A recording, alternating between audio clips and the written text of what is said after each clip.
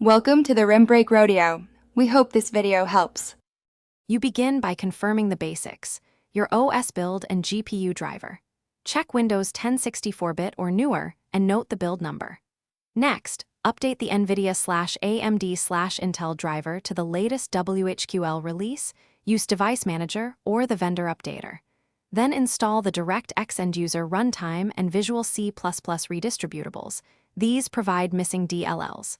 Once done, restart the PC to finalize driver and runtime installs so the game can access correct libraries and kernel resources.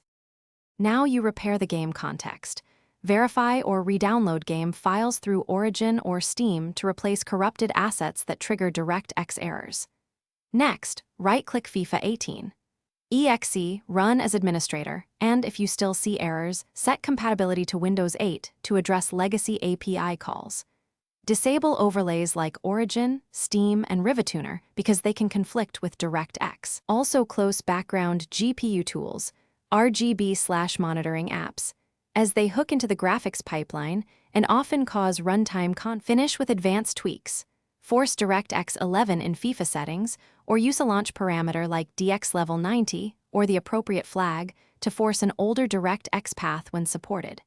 If problems persist, run the in safe mode and perform a clean GPU driver reinstall to remove corrupted driver remnants. Make sure Windows Update is current for platform fixes. Troubleshoot by checking Event Viewer for the exact DirectX error code. If you note it, you can search or ask for targeted steps to resolve that specific failure. Thanks for watching. Consider subscribing if we helped you.